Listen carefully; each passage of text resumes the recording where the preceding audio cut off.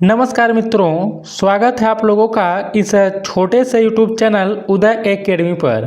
जैसा कि आप सभी जानते हैं, हम लोग ICT को NCERT के माध्यम से कवर कर रहे हैं। देखिए, अब तक जो है 3 चैप्टर्स NCERT के माध्यम से कवर करा दिया गया है। आज हम लोग यह चौथा चैप्टर्स पढ़ेंगे।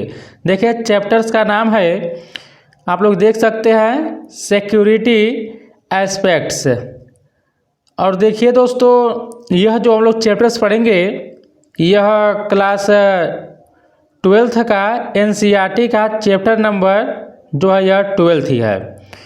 और आप लोगों को यह देखिए, पूरा जो आप लोगों को यह PDF दिखाई दे रहा है, यह इंग्लिश में दिखाई दे रहा है। हालांकि देखिए, जो NCERT का जो बुक है, यह ICT का जो दिया है, यह इंग्लिश में ही जो है उपलब्ध है, बाकी हिंदी में नहीं है। तो मैं क्या किया हूँ कि यह जो आप लोग देख रहे हैं, इन सभी को मैं हिंदी में ट्रांसलेट कर दिया हूँ।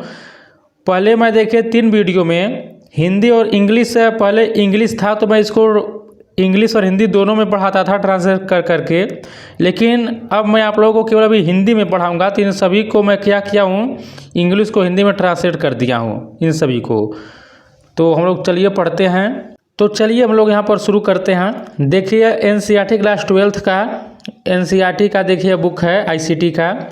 तो चैप्टर्स का नाम है सुरक्षा पहलू। हम लोग इस अध्याय में देखिए क्या क्या पढ़ेंगे। खतरे और रोकथाम, मैलवेयर क्या होता है, एंटीवायरस क्या होता है, स्पैम के बारे में पढ़ेंगे, HTTP बनाम HTTPS के बारे में पढ़ेंगे, साथ में फायरवॉल क्या होता है, कुकीज क्या होता है, इन सब के बारे में जानेंगे इस अध्याय में। तो चलिए शुरू करते हैं।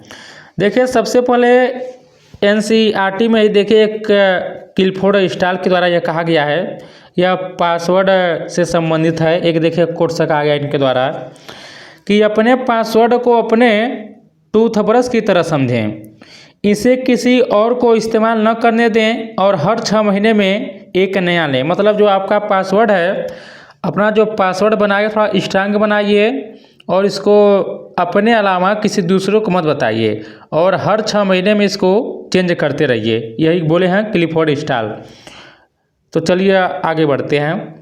पहला यहाँ पर देखिए, तो हम लोग देख लेते हैं एक शुरुआत जो हम लोग करेंगे कि खतरे और रोकथाम क्या होता है। सुरक्षा के लिहाज से किसी व्यक्ति के लिए अकेले रहना सबसे आदर्श स्थिति है। और देखिए, यह कंप्यूटर पर भी लागू होता है। एक कंप्यूटर जिसका किसी बाहरी डिवाइस या कंप्यूटर से कोई लिंक नहीं है, वह अन्यथा उत्पन्न होने वाले सुरक्षा खतरों से मुक्त है। हालांकि किसी भी सुरक्षा खतरे को कम करने के लिए अलग थलग रहना किसी भी इंसान या कंप्यूटर के लिए आदर्श समाधान नहीं है, क्योंकि वर्तमान दुनिया पूरी तरह से कनेक्टेड होने की राह पर है। विभिन्न उपकरणों और कंप्यूटरों के इस जुड़ाव ने विभिन्न नेटवर्क के खतरों और उनकी रोकथाम को हमारे ध्यान में ला दिया है। नेटवर्क सुरक्षा का संबंध हमारे डिवाइस के साथ साथ डेटा को अवैध एक्सेस या दुरुपयोग से बचाने से है।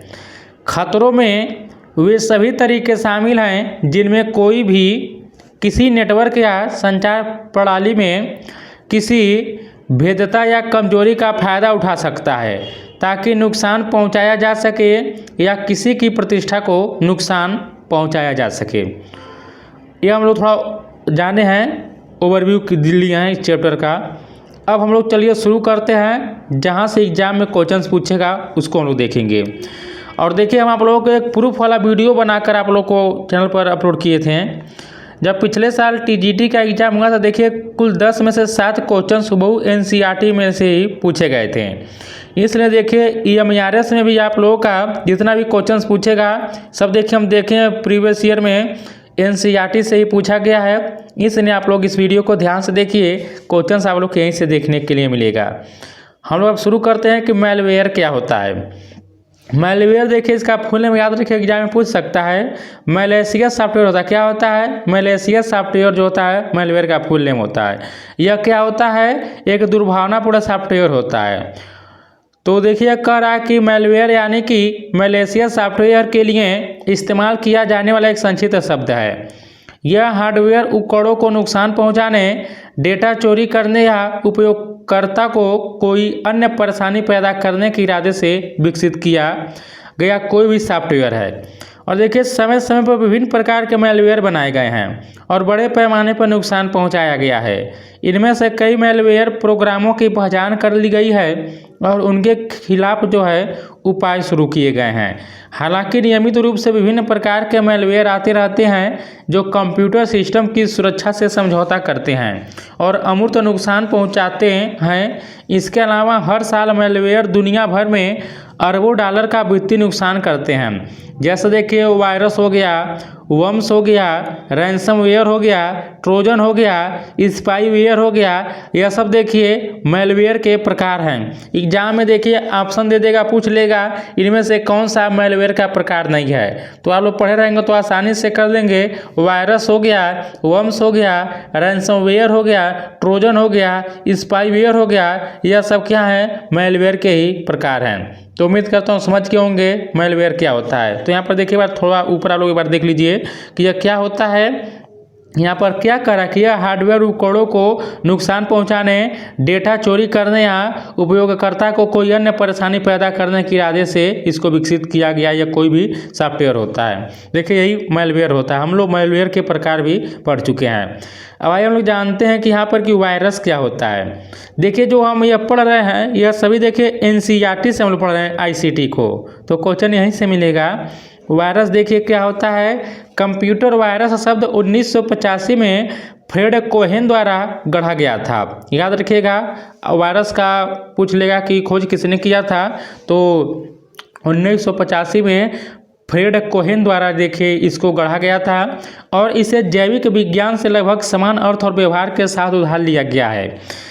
एकमात्र अंतर यह है कि पीड़ित एक कंप्यूटर सिस्टम है और वायरस एक दुर्भावनापूर्ण सॉफ्टवेयर है। याद रखिएगा इसमें क्या होता है, जो पीड़ित होता है वह कंप्यूटर सिस्टम होता है और वायरस क्या है, एक दुर्भावनापूर्ण सॉफ्टवेयर है।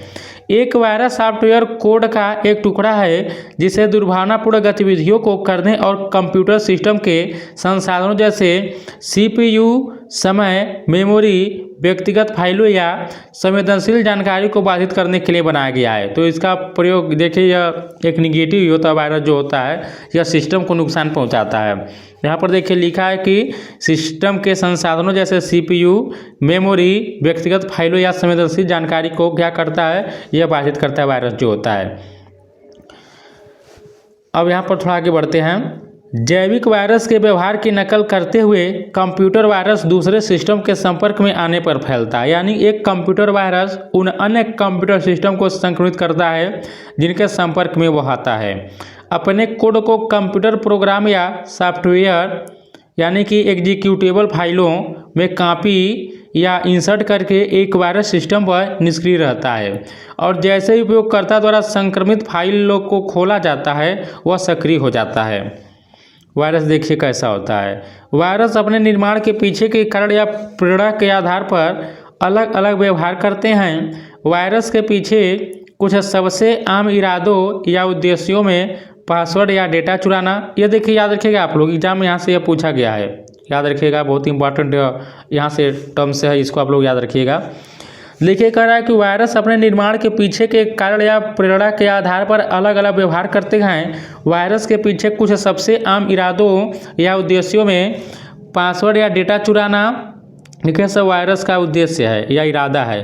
फाइलों को करप्ट यानी कि भ्रष्ट बनाना, उपयोगकर्ता के ईमेल संपर्क को स्पैम करना और यहाँ तक कि उपयोगकर्ता की मशीन पर नियंत्रण करना शामिल है। देखिए लास्ट ईयर जब एग्जाम हुआ था मेरस का, तो वहाँ पर देखिए यहीं से क्वेश्चंस बना था इन्हीं लाइनों से। आगे देखिए लिखा है कि कुछ प्रसिद्ध वायरस में क्रिप्टो लॉकर, इस देखिए ये सब वायरस के प्रकार हैं। जैसे एंटीवायरस के प्रकार आप लोग पढ़े होंगे, हम आपको पढ़ा चुके हैं पहले ही, वैसे यहाँ पर देखिए सब वायरस के प्रकार हैं।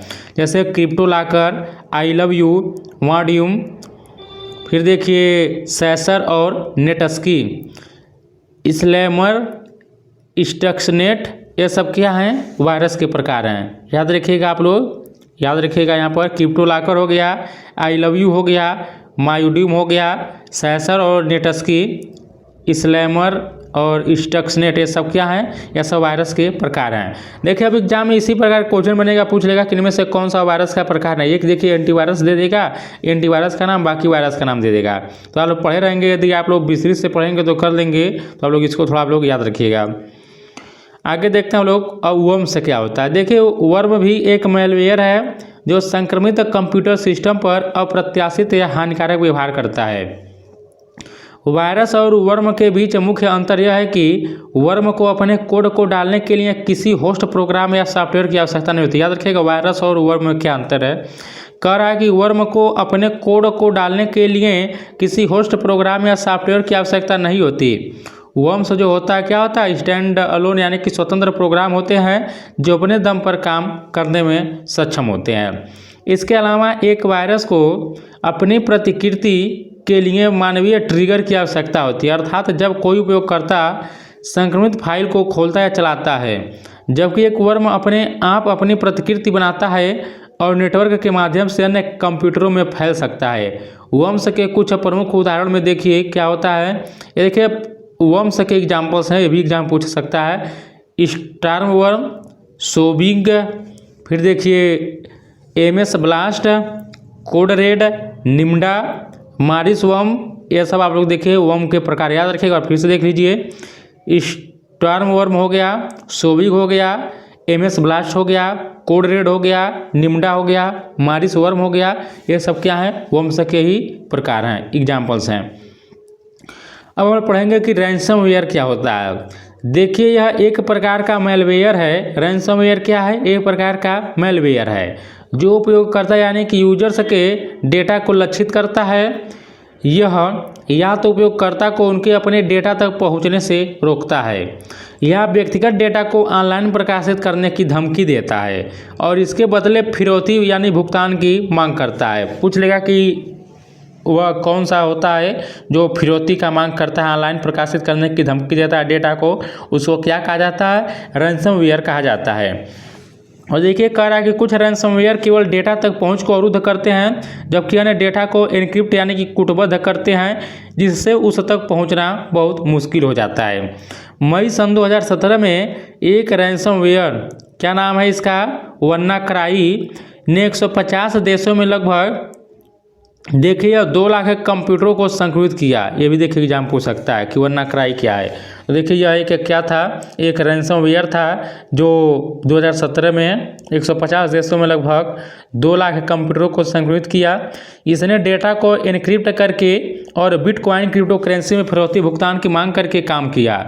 इसने सचमुच अपने पीड़ितों को रुलाया यानी कि क्राई किया, इसलिए इसका यह नाम पड़ा है WannaCry। तो यहाँ पर आप लोग देख रहे हैं यह डेटा ले लिया है, यहाँ पर अपने हाथ में रखा है और ये क्या बोला है कि पे फॉर अनलॉक, आप पैसा दीजिए तब आप इसको अनलॉक कीजिए। तो क्या है, एक रैंसमवेयर का प्रकार है। पूछ लेगा कि कौन सा प्रकार जिसमें ऑनलाइन फिरौती की मांग की जाती है, पैसे की मांग की जाती है, तो रैंसमवेयर है। तो यहाँ पर देख सकते हैं। देखिए हमने NCERT का जो फिगर उसको भी यहाँ पर शामिल कर दिया है। अब हम लोग जानेंगे कि ट्रोजन क्या होता है। चूँकि यहाँ पर देखिए कह रहा है कि प्राचीन यूनानी पारंपरिक युद्ध विधियों का उपयोग करके ट्राय शहर में घुसपैठ नहीं कर सके जो प्राचीन यूनानी थे, इसलिए उन्होंने ट्राय के राजा को एक बड़ा लकड़ी का घोड़ा भेंट किया जिसके अंदर सैनिक छिपे हुए थे और अंततः उन्हें हरा दिया। यहाँ पर देख रहे हैं कितना मज़ेदार यहाँ पर स्टोरी बता रहा है NCERT में, देखिए इसलिए इसका नाम ट्रोजन पड़ा। अभी हम चित्र आपको दिखाएंगे, थोड़ा एक बार कहानी और यहाँ पर रिपीट करता हूँ।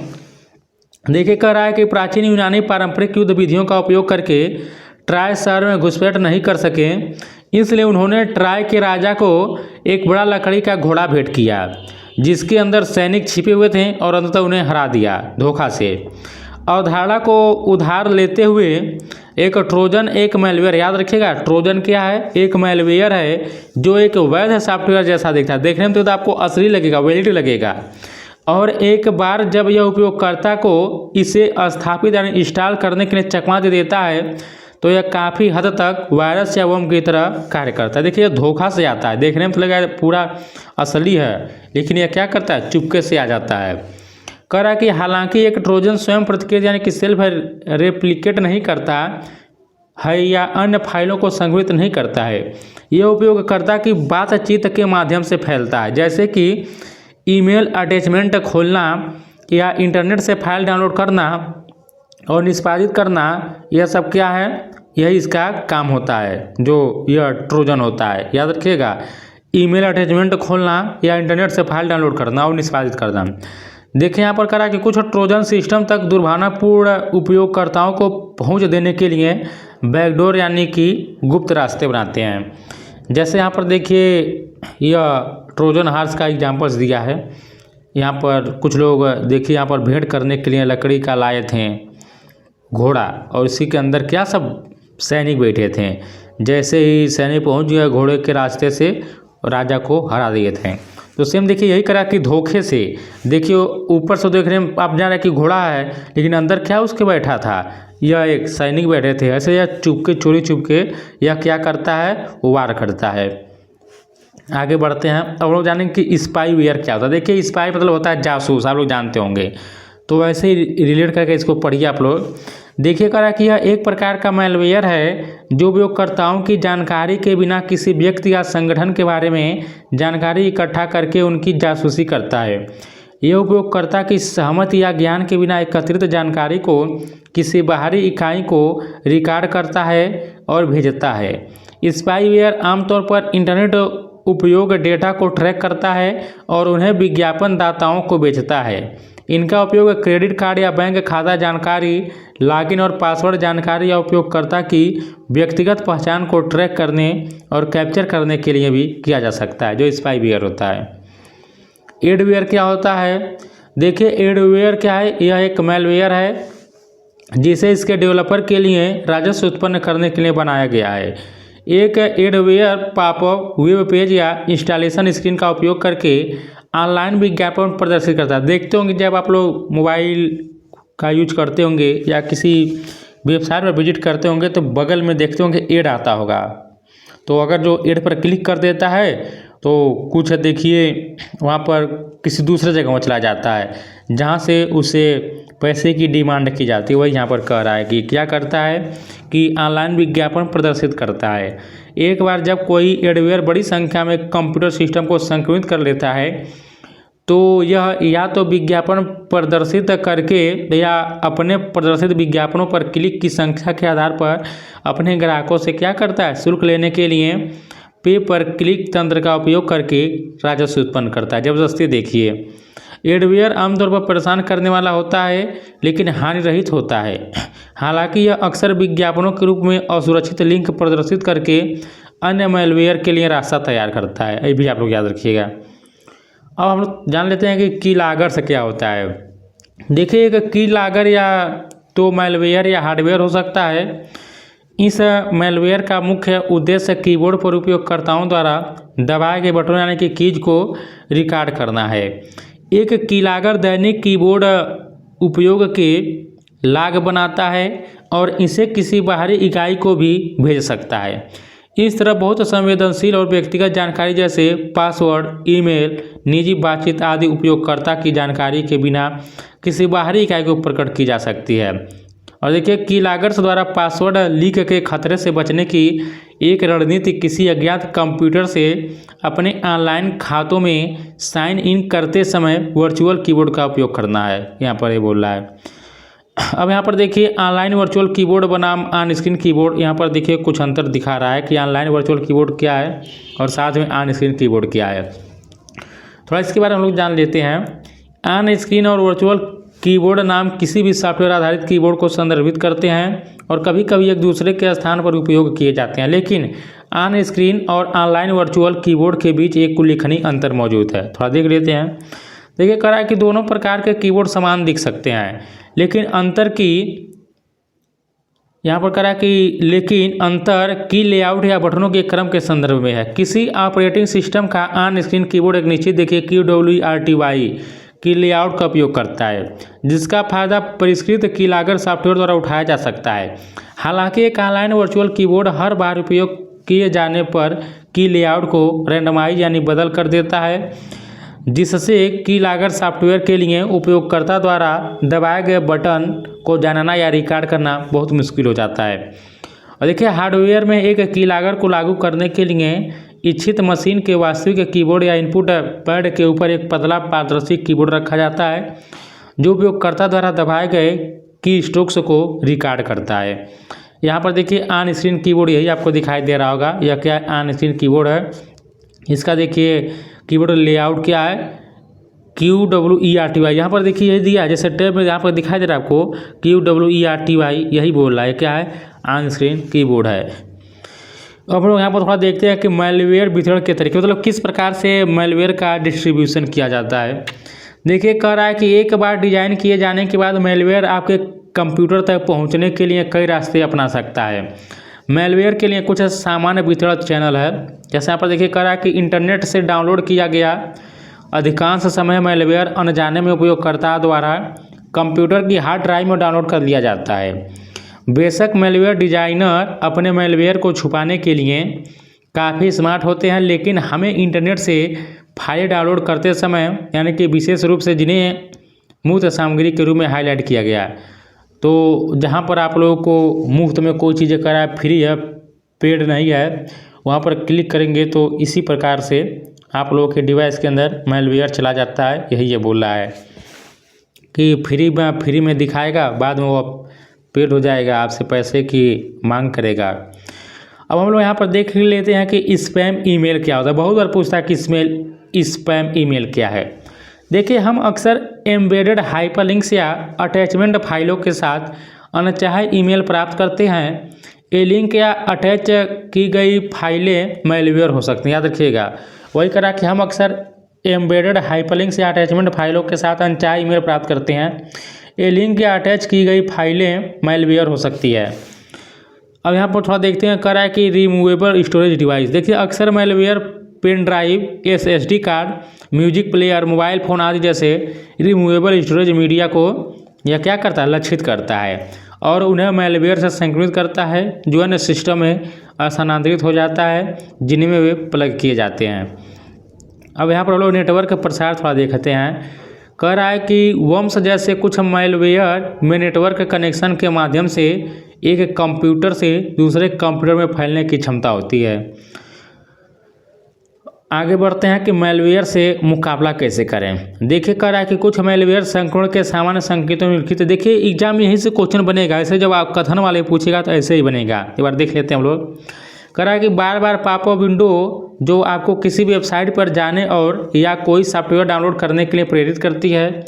आपके वेब ब्राउज़र के डिफ़ॉल्ट होम पेज में बदलाव, आपका ईमेल खाते से बड़े पैमाने पर ईमेल भेजे जाना, बार बार क्रैश होने के साथ असामान्य रूप से धीमा कंप्यूटर हो जाएगा, कंप्यूटर चालू करते ही अज्ञात प्रोग्राम शुरू हो जाना, प्रोग्राम का अपने आप खुलना और बंद होना, ये सब देखिए उसका क्या है, अटैक है मैलवेयर का। अचानक स्टोरेज स्पेस की कमी हो जाएगी, रैंडम संदेश, ध्वनियाँ या संगीत का दिखाई देना, आपकी जानकारी के बिना प्रोग्राम या फाइलों का प्रकट होना या गायब होना। मैलवेयर मौजूद है और विकसित होना जारी है और इसी तरह उनसे निपटने का तंत्र भी है। जैसा कि कहावत है कि इलाज से बेहतर रोकथाम है, हम पहले चर्चा किए गए मैलवेयर के खिलाफ कुछ निवारक उपायों को सूचीबद्ध करते हैं। देखिए एंटीवायरस, एंटी मैलवेयर और अन्य संबंधित सॉफ्टवेयर का उपयोग करना और उन्हें नियमित रूप से अपडेट करना। यदि आप लोग वायरस या मैलवेयर से बचना चाहते हैं, अपने डिवाइस को बचाना चाहते हैं, तो एंटीवायरस और एंटी मैलवेयर का हमेशा उपयोग करना चाहिए। अपने ब्राउज़र की सुरक्षा सेटिंग्स को हमेशा कॉन्फ़िगर करें। यहाँ पर देखिए आपको बता रहा है कि कैसे बच सकते हैं। भुगतान करते समय हमेशा लॉक बटन यानी कि पैड लॉक आइकन की जांच करें। कभी पायरेटेड या बिना लाइसेंस वाले सॉफ्टवेयर का उपयोग न करें।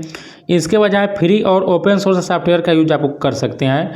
निर्माताओं द्वारा जारी सॉफ्टवेयर अपडेटेड और पैच लागू करना, महत्वपूर्ण डेटा का नियमित बैकअप लेना, नेटवर्क में फायरवॉल सुरक्षा लागू करना भी क्या होता है फायरवॉल, उसके बारे में हम लोग आगे पढ़ेंगे। अज्ञात या सार्वजनिक कंप्यूटरों पर संवेदनशील जैसे कि पासवर्ड या पिन या व्यक्तिगत जानकारी दर्ज करने से बचें। अपने स्वयं के कंप्यूटर का उपयोग करके भी किसी अज्ञात नेटवर्क जैसे सार्वजनिक स्थान पर वाईफाई पर संवेदनशील डेटा दर्ज करने से बचें। यानी हर जगह जहाँ नहीं तहाँ आप लोग वाईफाई मत कनेक्ट कराइए, जिससे आपके डेटा को नुकसान पहुँच सकता है। अनचाहे ईमेल से लिंक पर क्लिक करने या अटैचमेंट डाउनलोड करने से बचें। किसी भी रिमूवेबल स्टोरेज डिवाइस से डेटा ट्रांसफ़र करने से पहले उसे एंटीवायरस सॉफ्टवेयर से स्कैन करें। अपना ऑनलाइन खाता या बैंकिंग पासवर्ड या पिन कभी किसी के साथ साझा न करें। उन सभी प्रोग्रामों को हटा दें जिन्हें आप अपने सिस्टम में नहीं पहचानते हैं। किसी पॉपअप या विज्ञापन में आपको प्रस्तुत किया गया एंटी स्पाईवेयर या एंटीवायरस प्रोग्राम इंस्टॉल न करें। पॉपअप में क्लोज बटन पर क्लिक करने के बजाय विज्ञापन को बंद करने के लिए पॉपअप के ऊपर दाईं ओर स्थित एक्स आइकन का मतलब उपयोग करें। जैसे आप लोग देखते होंगे कि यही कह रहा है कि विज्ञापन पर क्लिक न करें। ऐसे एक ऑप्शन रहता है, जब करेंगे तो आप विज्ञापन कट जाता है, गायब हो जाता है। और ये भी कह रहा है कि यदि आप देख सकते हैं कि इंस्टॉलेशन शुरू हो गया है तो और नुकसान से बचने के लिए इसको तुरंत रद्द करें। जैसे अचानक चीज़ें इंस्टॉल होने लगती है, वही जब बोल रहा है। देखिए नोट में दिया कि एक वायरस सिग्नेचर होता है। हम लोग इसको जान लेते हैं कि वायरस सिग्नेचर क्या होता है। एग्जाम पूछ लेगा तो आप लोग कहेंगे कहाँ से पूछ लिया है। देखिए वायरस सिग्नेचर बाइट्स का एक लगातार अनुक्रम है जो आमतौर पर एक निश्चित मैलवेयर नमूने में पाया जाता है। इसका मतलब है कि यह मैलवेयर या संक्रमित फाइल के भीतर निहित है और अप्रभावित फाइलों में नहीं। इसी को वायरस सिग्नेचर कहा जाता है। देखिए दोस्तों, आप लोगों ने ध्यान दिया होगा, हमने एक बार भी नहीं कहा है कि आप लोग मेरे वीडियो को लाइक कर दीजिए, शेयर कर दीजिए, चैनल से जुड़ जाइए।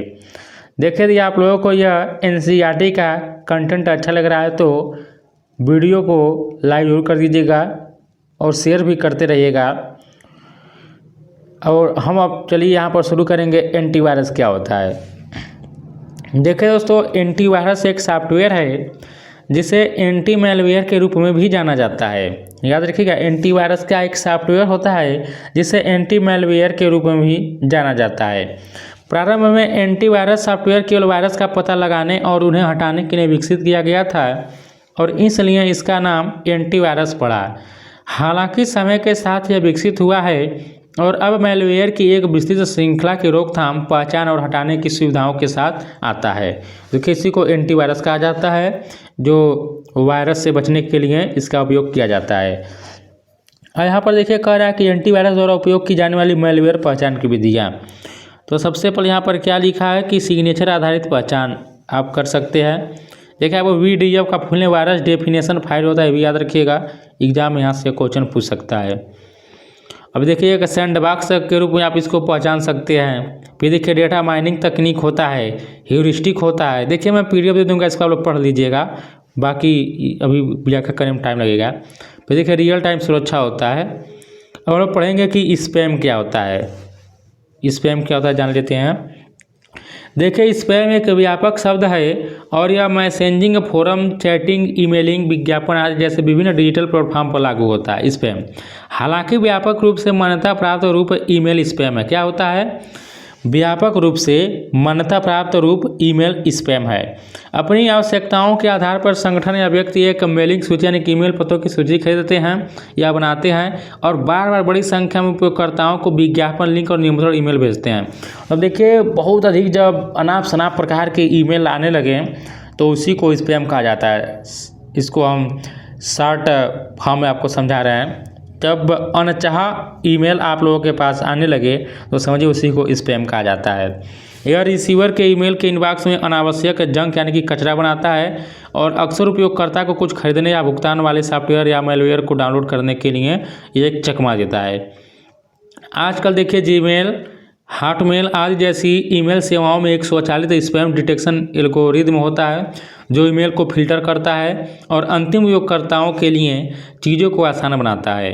एक उपयोगकर्ता एक बिना पहचाने के अनचाहे ईमेल को स्पैम के रूप में भी चिन्हित कर सकता है, जिससे यह सुनिश्चित हो सके कि भविष्य में इस प्रकार के ईमेल को सामान्य ईमेल के रूप में इनबॉक्स में डिलीवर न किए जाएं। अब यह देखते हैं हम लोग, यहाँ से एग्जाम में क्वेश्चंस पूछा था प्रीवियस ईयर। यहाँ पर पूछा था कि HTTPS का फुल नेम क्या होता है। फिर एक सेकंड क्वेश्चन भी पूछ लिया था कि S का मतलब क्या होता है। तो चलिए हम लोग जानते हैं HTTP बनाम HTTPS। देखिए HTTP का फुल नेम होता है हाइपर टेक्स्ट ट्रांसफ़र प्रोटोकॉल और देखिए इसका प्रकार HTTPS यानी कि हाइपर टेक्स्ट ट्रांसफ़र प्रोटोकॉल सिक्योरस मतलब कि सिक्योर होता है। दोनों नियमों यानी कि प्रोटोकॉल के एक समूह हैं जो यह नियंत्रित करते हैं कि www यानी कि वर्ल्ड वाइड वेब पर डेटा कैसे प्रसारित किया जा सकता है। दूसरे शब्दों में वे क्लाइंट वेब ब्राउज़र और सर्वर को संचार करने के लिए नियम प्रदान करते हैं। HTTP नेटवर्क पर जानकारी को वैसे ही भेजता है जैसे वह है। याद रखिएगा, HTTP क्या करता है, नेटवर्क पर जानकारी को वैसे ही भेजता है जैसे वह है। यह प्रसारित किए जाने वाले डेटा को स्क्रैम्बल यानी कि स्पष्ट नहीं करता है, जिससे यह हैकर्स के हमलों के प्रति संवेदनशील हो जाता है, जो HTTP होता है। इसलिए समाचार पोर्टल, ब्लॉग आदि जैसी सार्वजनिक जानकारी साझा करने वाली वेबसाइटों के लिए HTTP जो होता है वह पर्याप्त है। हालांकि जब व्यक्तिगत जानकारी जैसे देखिए बैंकिंग क्रेडेंशियल्स और पासवर्ड से निपटने की बात आती है तो हमें HTTPS का उपयोग करके नेटवर्क पर डेटा को अधिक सुरक्षित रूप से संप्रेषित करने की आवश्यकता होती है। HTTPS प्रसारण से पहले डेटा को एन्क्रिप्ट करता है। रिसीवर छोर पर यह मूल डेटा को पुनर्प्राप्त करने के लिए डिक्रिप्ट करता है। HTTPS आधारित वेबसाइट को SSL डिजिटल प्रमाणपत्र की आवश्यकता होती है, भी याद रखिएगा। जो HTTPS आधारित जो वेबसाइट होता है इसको SSL डिजिटल प्रमाणपत्र की आवश्यकता होती है। और देखिए आप लोग यह ध्यान दीजिएगा कि अपनी बैंकिंग, व्यक्तिगत या अन्य संवेदनशील जानकारी दर्ज करते समय वेबसाइटों के पते यानी कि URL की शुरुआत में हमेशा यहाँ पर देखिए HTTPS जरूर देखें। जैसे आप लोग देखते हैं कोई वेबसाइट लिखा होता है www. तो वहाँ पर शुरू होता है क्या, HTTP। देखिए यह P तक रहेगा, समझिए वह सिक्योर नहीं है, वहाँ से आपकी डेटा जो होता है लीक हो सकता है। जहाँ पर यस लग जाएगा समझिए वह क्या है, सिक्योर है। तो देखते होंगे लिखा होता है www.https, फिर आगे उसका जो डोमेन नेम होता है वो सब लिखा रहता है। और आप लोग हमें कमेंट में बताइएगा कि URL का फुल नेम क्या होता है, जब देखते हैं कितने लोग बताते हैं। आगे बढ़ते हैं, अब हम लोग जानेंगे कि फायरवॉल क्या होता है। देखिए दोस्तों, मैं थोड़ा आप लोगों को बता देता हूँ। चैनल के द्वारा देखिए एक छोटा सा इस चैनल के द्वारा 10 टेस्ट सीरीज लॉन्च किया गया है। अब तक देखिए 200 अधिक लोगों ने इस टेस्ट सीरीज को बाई किया है। यदि आपको लेना रहेगा तो मैं वीडियो के अंत में उसके बारे में बताऊंगा, अभी मैं बीच में नहीं बताऊंगा, जिससे थोड़ा टाइम आप लोगों का बर्बाद होगा, इसलिए बीच में नहीं बताऊंगा, अंत में बता दूंगा। जिसको देखना है डेमो टेस्ट सीरीज देख लीजिएगा और इसको लेना है तो ले लीजिएगा। चलिए हम लोग देखते हैं यहाँ पर फायरवॉल क्या होता है। देखिए कंप्यूटर फायरवॉल एक नेटवर्क सुरक्षा प्रणाली। देखिए फायरवॉल मतलब ये क्या करता है, यह नेटवर्क की सुरक्षा करता है। या देखिए दो नेटवर्क के बीच क्या करता है, एक दीवार की तरह काम करता है, ताकि किसी प्रकार का कोई अनअथराइज्ड जो है चीज़ें हमला न कर सके। अब चलिए देखते हैं फायरवॉल क्या होता है। देखिए कह रहा है कि कंप्यूटर फायरवॉल एक नेटवर्क सुरक्षा प्रणाली है जिसे एक विश्वसनीय निजी नेटवर्क को अनधिकृत पहुंच या एक अविश्वसनीय बाहरी नेटवर्क जैसे इंटरनेट या उसी नेटवर्क के विभिन्न अनुभाग से उत्पन्न होने वाले ट्रैफिक से बचाने के लिए डिजाइन किया गया है, जिससे यह जुड़ा हुआ है। फायरवॉल को सॉफ्टवेयर, हार्डवेयर या दोनों में लागू किया जा सकता है। याद रखें, जो फायरवॉल होता है इसको सॉफ्टवेयर, हार्डवेयर या दोनों में लागू किया जा सकता है। जैसा कि पहले चर्चा की गई है, वर्म जैसे मैलवेयर में नेटवर्क पर जाने और अन्य कंप्यूटरों को संगठित करने की क्षमता होती है। फायरवॉल देखिए मैलवेयर के खिलाफ पहली बाधा के रूप में कार्य करता है। पूछ लेगा फायरवॉल का काम क्या होता है, तो यह क्या करता है, वायरस से, मैलवेयर से यह डिवाइसों को बचाता है। तो यहाँ पर आप लोग देख सकते हैं, हमने फिगर भी ले लिया, NCERT से सब फिगर लिया है क्योंकि NCERT का कंटेंट ही है। यह देखिए एक फायरवॉल है, मतलब एक दीवार की तरह देखिए रक्षा कर रहा है।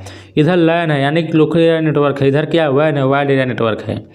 अब इन दोनों के बीच में क्या कर रहा है, एक दीवार की तरह यह काम कर रहा है, सुरक्षा कर रहा है, सुरक्षा कवच है फायरवॉल। देखिए कह रहा है कि एक फायरवॉल नेटवर्क फिल्टर के रूप में कार्य करता है और पूर्व निर्धारित सुरक्षा नियमों के आधार पर यह आने वाले और बाहर जाने वाले ट्रैफिक की लगातार निगरानी और नियंत्रण करता है। एक एग्जाम्पल के रूप में कह रहा है कि एक स्कूल लैन के फायरवॉल में एक नियम सेट किया जा सकता है कि एक छात्र वित्त सर्वर से डेटा तक नहीं पहुंच सकता है, जबकि स्कूल अकाउंटेंट वित्त सर्वर तक पहुंच सकता है। तो यही देखिए फायरवॉल है। अब हम लोग फायरवॉल के प्रकार देख लेते हैं हम। देखिए इसमें पहला हम लोग देखेंगे नेटवर्क फायरवॉल। कह रहा है कि यदि फायरवॉल दो या दो से अधिक नेटवर्क के बीच रखा जाता है और विभिन्न नेटवर्क के बीच नेटवर्क ट्रैफिक की निगरानी करता है तो इसे नेटवर्क फायरवॉल कहा जाता है, याद रखिएगा। और देखिए यहाँ पर कह रहा है कि एक होता है होस्ट आधारित फायरवॉल होता है। कह रहा है कि यदि फायरवॉल कंप्यूटर पर रखा जाता है और उस कंप्यूटर से आने जाने वाले नेटवर्क ट्रैफिक की निगरानी करता है, तो इसे होस्ट आधारित फायरवॉल कहा जाता है। तो पूछ लेगा कि फायरवॉल के कितने प्रकार होते हैं, कहिएगा कि 2 प्रकार होता है। कौन? पहले का होता है नेटवर्क फायरवॉल और दूसरा का क्या होता है? होस्ट आधारित फायरवॉल होता है। नेटवर्क फायरवॉल क्या होता है इसको देख लीजिए। कह रहा है कि यदि फायरवॉल 2 या 2 से अधिक नेटवर्क के बीच रखा जाता है और विभिन्न नेटवर्क के बीच नेटवर्क ट्रैफिक की निगरानी करता है, जिसे नेटवर्क फायरवॉल कहा जाता है।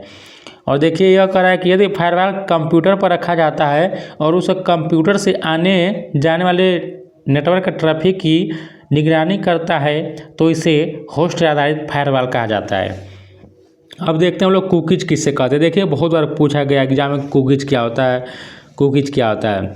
देखिए कुकी शब्द यूनिक्स प्रोग्रामर द्वारा उपयोग किए जाने वाले शब्द मैजिक कुकी से लिया गया था। याद रखिए कह कि कुकी जो शब्द है यूनिक्स प्रोग्रामर द्वारा उपयोग किए जाने वाले शब्द मैजिक कुकी से लिया गया था, जो डेटा के एक पैकेट को इंगित करता है जिसे एक प्रोग्राम प्राप्त करता है और उसे अपरिवर्तित वापस भेजता है।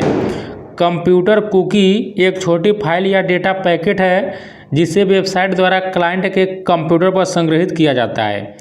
कुकी को केवल उस वेबसाइट द्वारा संपादित किया जाता है जिसने इसे बनाया है। और देखिए कह रहा है कि क्लाइंट का कंप्यूटर कुकी को संग्रहित करने के लिए एक होस्ट के रूप में कार्य करता है। जैसे जब आप लोग किसी नए वेबसाइट पर जाते होंगे तो नीचे आप लोगों को बिलिंग करता हुआ कुकीज लिखा रहता है। ऐसे जब आप उस पर क्लिक करते हैं तो आप क्या होता है कि यह कहता है कि अब आप जो चीज़ें देख रहे हैं वो उस वेबसाइट पर प्रदर्शित हो रहा है। देखिए कुकीज कह रहा है कि कुकीज का जो उपयोग किया जाता है वेबसाइटों द्वारा उपयोगकर्ता की ब्राउजिंग जानकारी संग्रहित करने के लिए किया जाता है। देखिए यही क्या होता है, कुकीज का जो उपयोग किया जाता है वेबसाइटों द्वारा उपयोगकर्ता की ब्राउजिंग जानकारी संग्रहित करने के लिए किया जाता है। एग्जाम्पल के लिए कह रहा है कि एक ई कॉमर्स वेबसाइट से गुजरते समय जब कोई उपयोगकर्ता कोर्ट में आइटम जोड़ता है तो वेबसाइट आमतौर पर कोर्ट में आइटम रिकॉर्ड करने के लिए कुकीज का उपयोग करती है। और देखिए कुकी का उपयोग अन्य उपयोगकर्ता केंद्रित जानकारी जैसे लॉगिन क्रेडेंशियल्स, भाषा वरीयता, खोज प्रश्न, हाल ही में देखे गए वेब पेज, संगीत पसंदीदा व्यंजन आदि को संग्रहित करने के लिए भी किया जाता है, जो उपयोगकर्ता अनुभव को बढ़ाने और ब्राउजिंग समय को अधिक उत्पादक बनाने में मदद करता है। और देखिए कह रहा है कि उनके कार्य के आधार पर विभिन्न प्रकार की कुकीज होती है। जैसे कह रहा है कि सत्र सेशन कुकीज वर्तमान सत्र का ट्रैक कर रखती है और टाइम आउट यानी कि बैंकिंग वेबसाइट होने पर सत्र को समाप्त भी कर देती है। इसलिए यदि आपने गलती से अपना ई बैंकिंग पेज खुला छोड़ दिया है तो टाइम आउट के बाद यह अपने आप बंद हो जाएगी। इस तरह क्या कह रहा है कि ऑथेंटिकेशन कुकीज का उपयोग किसी वेबसाइट द्वारा यह जांचने के लिए किया जाता है कि उपयोगकर्ता पहले से लॉगिन है या नहीं। इस तरह आपको एक ही वेबसाइट के विभिन्न वेब पेजों या लिंक पर जाते समय बार बार लॉगिन करने की आवश्यकता नहीं होती है। आपने यह भी देखा होगा कि एक ऑनलाइन फॉर्म भरते समय आपका नाम, पता, संपर्क, जन्मतिथि आदि जैसी कुछ जानकारी अपने आप भर जाती है। जैसे उसको क्या कहा जाता है, यह ऑटो फिल सुविधा भी कुकीज का उपयोग करके वेबसाइटों द्वारा लागू की जाती है। क्या होता है, यह भी जो ऑटो फिल होता है यह भी क्या होता है, कह रहा है कि यह जो सुविधा होती है कुकीज का उपयोग करके वेबसाइटों द्वारा लागू की जाती है। अब देखिए यहाँ पर कह रहा है कि कुकीज के कारण खतरे, तो आप लोग थोड़ा इसको पढ़ लीजिएगा। देखते थोड़ा मैं आपको यहाँ पर बता ही देता हूँ, बहुत कम ही है। देख लेते हैं कि कुकीज के कारण खतरे। कह रहा है कि आमतौर पर कुकीज का उपयोग उपयोगकर्ता के ब्राउजिंग अनुभव को बढ़ाने के लिए किया जाता है और ये आपके कंप्यूटर को मैलवेयर से संक्रमित नहीं करता है। हालांकि कुछ मैलवेयर कुकीज के रूप में भेष बदल सकते हैं, जैसे सुपर कुकीज एक अन्य प्रकार की कुकी है जिसे जॉबी कुकी के रूप में जाना जाता है, जो डिलीट होने के बाद फिर से बन जाती है। कुछ तृतीय पक्ष यानी थर्ड पार्टी कुकीज विज्ञापन या ट्रैकिंग उद्देश्यों के लिए उपयोगकर्ता की सहमति के बिना उपयोगकर्ता डेटा साझा कर सकती है। एक सामान्य एग्जाम्पल के रूप में यदि आप अपने खोज इंजन का उपयोग करके किसी विशेष वस्तु की खोज करते हैं तो एक तृतीय पक्ष कुकी उन अन्य वेबसाइटों पर समान वस्तुओं को दिखाते हुए विज्ञापन प्रदर्शित करेगी जिन पर आप बाद में जाते हैं। इसलिए किसी भी वेबसाइट को उपयोगकर्ता कंप्यूटर पर कुकीज बनाने और संग्रहित करने की अनुमति देते समय सावधान रहना चाहिए। यहाँ पर देखिए हैकर्स और क्रैकर्स क्या होता है, थोड़ा जान लीजिए आप लोग, इसके बारे में जानते हैं। हैकर और क्रैकर्स वे लोग होते हैं जिन्हें कंप्यूटर सिस्टम सॉफ्टवेयर यानी कि ऑपरेटिंग सिस्टम, कंप्यूटर नेटवर्क और प्रोग्रामिंग का पूरा ज्ञान होता है, उन्हीं को हैकर्स और क्रैकर्स कहा जाता है। वे इस ज्ञान का उपयोग कंप्यूटर सिस्टम या कंप्यूटर नेटवर्क में खामियों और कमजोरियों को खोजने और अनधिकृत जानकारी तक पहुंच प्राप्त करने के लिए करते हैं। देखिए, सरल शब्दों में हैकर एक ऐसा व्यक्ति है जो कंप्यूटर सिस्टम को हैक करने या उस पर नियंत्रण करने के लिए पर्याप्त कुशल है। इरादे के आधार पर देखिए विभिन्न प्रकार के हैकर होते हैं। अब देखिए, जो ऐसा कंटेंट है आप लोगों को हर जगह नहीं मिलेगा, कहीं भी पढ़े होंगे हैकर के प्रकार नहीं पढ़े होंगे। यहाँ पर देखिए NCERT में हैकर का प्रकार भी दिया हो, उससे एग्जाम यहाँ से पूछा किस प्रकार का हैकर की श्रेणी में आएगा। तो आप लोग हैकटिविस्ट क्या होता है, कह रहा है कि एक हैकटिविस्ट एक हैकर है जिसका उद्देश्य राजनीतिक और सामाजिक परिवर्तन लाना होता है। अब हम लोग जानेंगे कि हैकर के प्रकार जान लेते हैं कि एक होता है व्हाइट हैट्स, इसको देखिए क्या कहेंगे, एथिकल हैकर। कह रहा है कि यदि कोई हैकर अपने ज्ञान का उपयोग सिस्टम में सुरक्षा खामियों को खोजने और ठीक करने में मदद करने के लिए करता है तो उसे व्हाइट हैकर कहा जाता है। मतलब देखिए पॉजिटिव जो लेकर चलेगा, जो कंप्यूटर सिस्टम में खामियों को खोजेगा, ठीक करने में मदद करेगा, उसको क्या कहेंगे, व्हाइट हैकर कहा जाएगा। या देखिए अच्छे इरादे वाले हैकर्स होते हैं। मतलब देखिए सभी हैकर्स ये बोल रहा है कि यह नहीं कि सभी हैकर्स ही निगेटिव होते हैं, कह रहा है कि जो व्हाइट हैट्स होते हैं या अच्छे इरादे वाले हैकर्स होते हैं वे वास्तव में सुरक्षा विशेषज्ञ होते हैं। संगठन संभावित सुरक्षा खतरों और खामियों के लिए अपने सिस्टम की जांच और मरम्मत के लिए एथिकल या व्हाइट हैट हैकर्स को नियुक्त करते हैं। तकनीकी रूप से व्हाइट हैट्स ब्लैक हैट्स के खिलाफ काम करते हैं। मतलब आप यहीं पर सोच सकते हैं, जो ब्लैक हैट्स होगा क्या होगा, यह निगेटिव होगा, जो हानि पहुंचाता होगा, हैक कर कर पैसों की फिरौती करता होगा। लेकिन जो व्हाइट हैट्स जो है यह क्या करता है, यह सुरक्षा कर रहा है, बाकी इनको ब्लैक हैट्स से बचाने के लिए। अब यहाँ पर देखते हैं कि ब्लैक हैट से क्या होता है। देखिए क्रैकर्स इसको बोला जा रहा है। यदि हैकर्स अपने ज्ञान का अनैतिक रूप से कानून तोड़ने और सिस्टम में खामियों और कमजोरियों का फायदा उठाकर सुरक्षा को बाधित करने के लिए उपयोग करते हैं तो उन्हें ब्लैक हैट है। देखिए याद रखिए, एक होता है व्हाइट कलर और एक क्या है, ब्लैक कलर। तो देखिए ब्लैक कलर से क्या समझिएगा, यह चोट्टा टाइप है, मतलब चोरी कर ले रहा है। और जो व्हाइट वाला क्या है, यह सुरक्षा कर रहा है। अब देखिए ग्रे हैट से क्या होता है, इसको देख लेते हैं। विभिन्न हैकर्स के बीच अंतर हमेशा स्पष्ट नहीं होता है। बीच में एक ग्रे यानी कि धूसर क्षेत्र मौजूद होता है जो उन हैकर्स के वर्ग का प्रतिनिधित्व करता है जो तटस्थ हैं। मतलब वे तटस्थ रहते हैं, वे सिस्टम की कमजोरियों का फायदा उठाकर सिस्टम को हैक करते हैं, लेकिन वे एक ऐसा मौद्रिक या राजनीतिक लाभ के लिए नहीं करते हैं। ग्रे हैट्स सिस्टम सुरक्षा को एक चुनौती के रूप में लेते हैं और केवल मज़े के लिए सिस्टम हैक करते हैं। मतलब ये क्या करते हैं, ये मज़ा के लिए सिस्टम को हैक करता है, जो ग्रे हैट्स होता है। अब यहाँ पर देखिए करा कि नेटवर्क सुरक्षा खतरे हैं, तो सेवा से इनकार। एक आप लोग याद रखिएगा, DOS का फुल नेम पूछ लेगा तो याद रखिएगा डिनायल ऑफ सर्विस होता है। याद रखिएगा DOS का full name denial of service होता है। दे देंगे PDF, आप लोग इसको देख लीजिएगा, जो इम्पॉर्टेंट है मैं थोड़ा उसको पढ़ा दे रहा हूँ। अब यहाँ पर कह रहा है घुसपैठ की समस्याएं, यहाँ पर इसको आप लोग पढ़ दीजिएगा। हाँ, इसको हम लोग देखते हैं स्नूपिंग क्या होता है। एग्जाम में भी पूछा है कि स्नूपिंग क्या होता है। देखिए स्नूपिंग का अर्थ होता है गुप्त रूप से बातचीत सुनना। क्या होता है, मतलब कोनो चोरी छुप पे क्या करेगा, बात ही जाकर सुनेगा, उसी को स्नूपिंग कहा जाता है। तो स्नूपिंग का अर्थ जो होता है गुप्त रूप से बातचीत सुनना होता है। नेटवर्किंग के संदर्भ में यह नेटवर्क ट्रैफिक के गुप्त कैप्चर और विश्लेषण की प्रक्रिया को संदर्भित करता है। यह एक कंप्यूटर प्रोग्राम या यूटिलिटी है जिसमें नेटवर्क ट्रैफिक मॉनिटरिंग क्षमता होती है। इस हमले में हैकर संचार के एक चैनल को टैप करता है या सुनता है, उसमें से गुजरने वाले सभी ट्रैफिक को चुनकर। एक बार जब स्नूपिंग डिवाइस या सॉफ्टवेयर द्वारा नेटवर्क पैकेट का विश्लेषण किया जाता है तो यह सटीक ट्रैफिक पैकेटों को पुनः उत्पन्न करता है और उन्हें चैनल में वापस रख देता है जैसे कि कुछ हुआ ही ना हो। इसलिए यदि नेटवर्क पर भेजा जा रहा डेटा एन्क्रिप्ट नहीं किया गया है तो यह स्नूपिंग के प्रति संवेदनशील है और अंततः सूचना लीक के प्रकार के आधार पर गंभीर नुकसान पहुंचा सकता है। हालांकि स्नूपिंग हमेशा एक हमला नहीं होता है, कई बार इसका उपयोग नेटवर्क प्रशासकों द्वारा विभिन्न नेटवर्क मुद्दों के निवारण यानी कि ट्रबल शूटिंग के लिए भी किया जाता है। स्नूपिंग को स्निफिंग के रूप में भी जाना जाता है। याद रखिएगा, स्नूपिंग को स्निफिंग के रूप में भी जाना जाता है। अब यहाँ पर कह रहा है कि URL स्नूपिंग क्या होता है। देखिए यह कह रहा है कि यह एक सॉफ्टवेयर पैकेज है जो एक वेब स्ट्रीम को फाइल के रूप में डाउनलोड और स्टोर करता है, जिससे बाद में देखा या उपयोग किया जा सकता है। सामान्य ऑनलाइन वीडियो डाउनलोडर वेब से वीडियो डाउनलोड करने के लिए इसी तकनीक का उपयोग करते हैं। हाँ, थोड़ा इसको देख लीजिए, इंपॉर्टेंट है कि ईव्सड्रॉपिंग क्या होता है। एग्जाम पूछ लेगा आप लोगों के लिए, कुछ नया टर्म होगा, क्योंकि आप लोगों ने एंटीवायरस, वायरस, ट्रोजन, स्पाईवेयर इनके बारे में सुना होगा, लेकिन ईव्सड्रॉपिंग के बारे में नहीं सुना होगा। तो हम लोग देख लेते हैं इसके बारे में।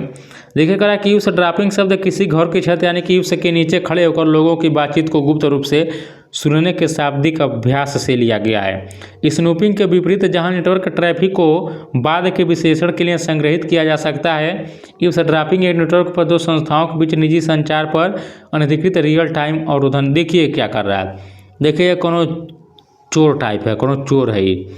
और यहाँ पर देखिए दो लोग आपस में बात कर रहे हैं, और ये क्या कर रहा है, बीचवा में से जाके तीसरा का यहाँ पर चोरी छुपे इनका बात सुन रहा है। अब बाद में क्या करेगा, ये ब्लैकमेलिंग का काम करेगा।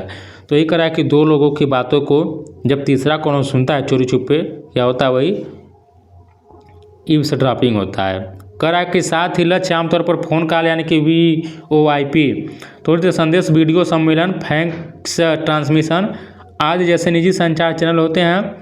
पुराने दिनों में पारंपरिक टेलीफोन लाइन पर ईव्सड्रॉपिंग की जाती थी और इसे वायर टैपिंग के रूप में जाना जाता था। लैपटॉप और सेल फोन जैसे डिजिटल डिवाइस जिनमें इन बिल्ट माइक्रोफोन या कैमरा होता है, उन्हें आसानी से हैक किया जा सकता है और रूट किट मैलवेयर का उपयोग करके ईव्सड्रॉपिंग की जा सकती है।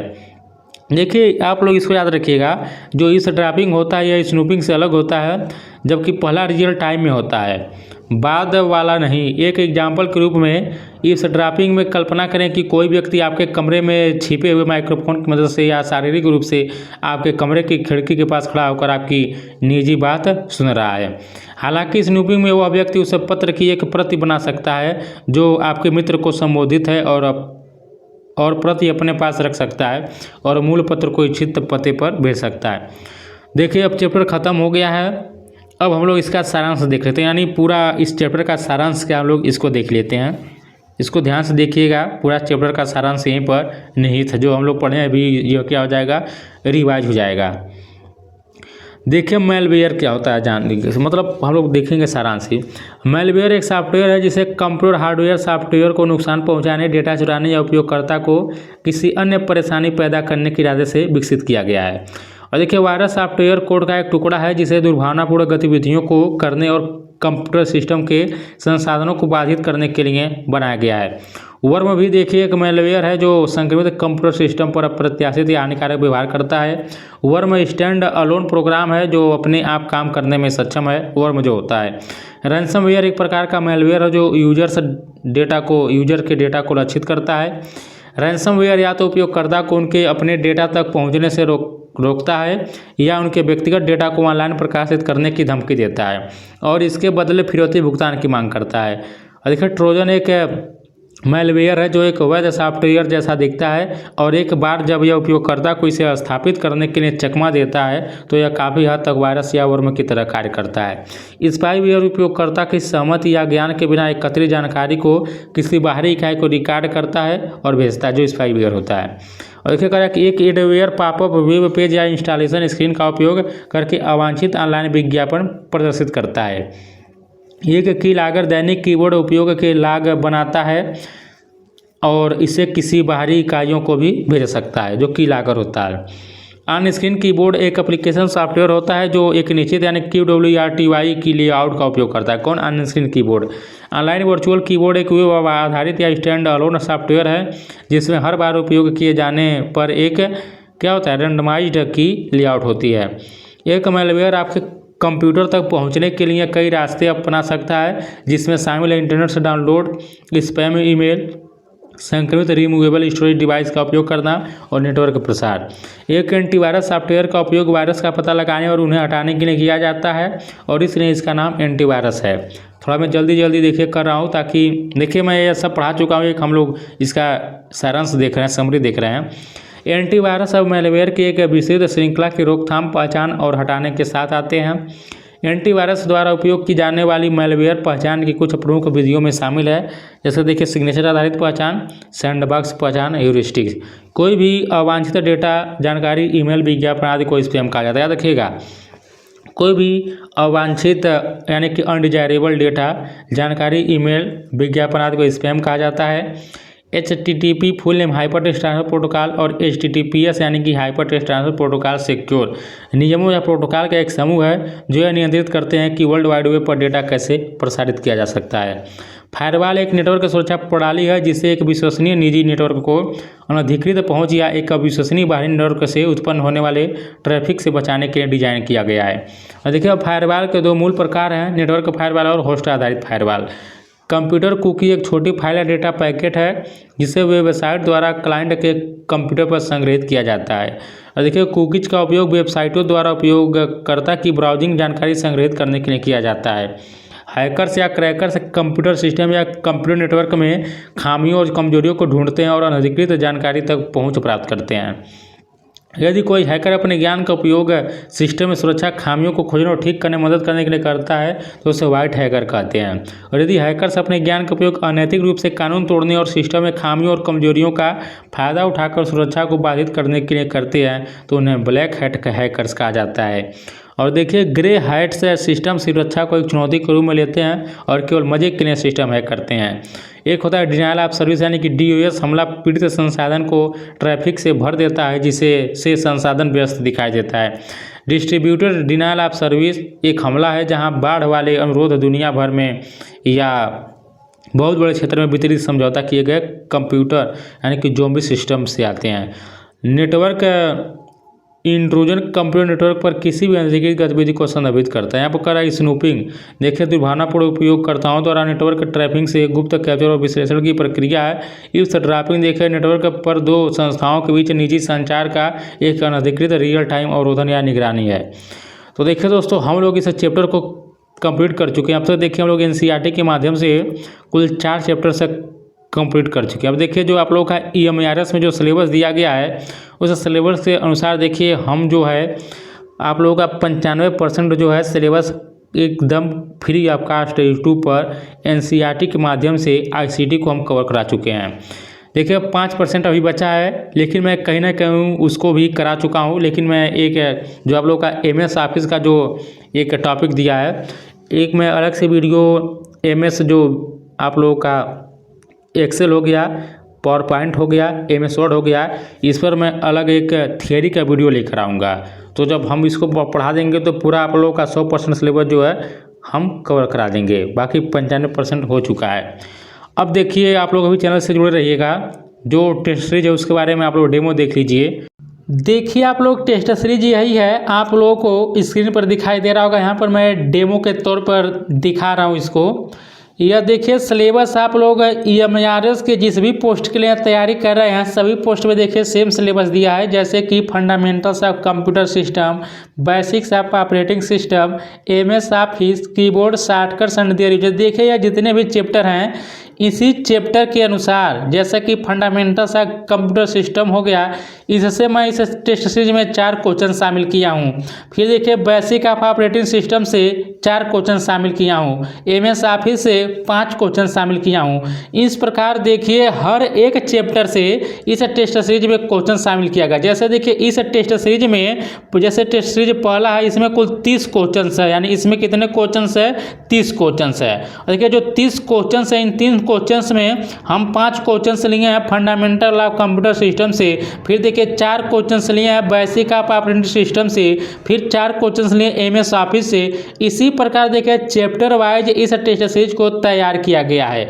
आप लोगों को देखिए कुल 10 टेस्ट सीरीज दिया जाएगा। एक टेस्ट सीरीज में कुल 30 क्वेश्चंस हैं। 10 टेस्ट सीरीज में कुल देखिए 300 क्वेश्चंस मिलेगा। और देखिए यह जो टेस्ट सीरीज है यह NCERT plus PYQ plus most important questions पर आधारित होगा। और देखिए मैं आप लोगों को NCERT का निःशुल्क वीडियो मैं चैनल के द्वारा प्रोवाइड करा रहा हूं। एक छोटा सा मैं प्रयास कर रहा हूं। केवल देखिए आप लोगों को एक टेस्ट सीरीज जो मिलेगा 5 रुपया पड़ रहा है। और देखिए एक टेस्ट सीरीज में देखेंगे 30 क्वेश्चन जो है 30 पेज लग रहा है। टाइपिंग वालों को बहुत पैसा देना रहता है। और देखिए कोई भी 30 पेज का टाइपिंग 5 रुपया में नहीं करेगा। लेकिन देखिए मैं अपने तरफ से आप लोगों को इतना सस्ते में 5 रुपया में एक टेस्ट सीरीज पड़ रहा है, यानी कि 10 टेस्ट सीरीज आप लोगों को केवल 50 रुपया में मिलेगा। आप लोगों को स्क्रीन पर व्हाट्सएप नंबर दिखाई दे रहा होगा, इस नंबर पर आप लोग मैसेज करिएगा, आप लोग को यह टेस्ट सीरीज मिल जाएगा। तो आप लोग जरूर ज्वाइन करिएगा, अच्छा लगेगा तो लोग जरूर लीजिएगा। और मैं अंत में यही कहूँगा कि यदि आप लोगों को यह वीडियो अच्छा लगा तो प्लीज़ वीडियो को लाइक कर दीजिएगा, शेयर कर दीजिएगा और साथ ही चैनल से भी जुड़ जाइएगा। मिलते हैं एक नए वीडियो के साथ, तब तक नमस्कार, जय हिंद, जय भारत।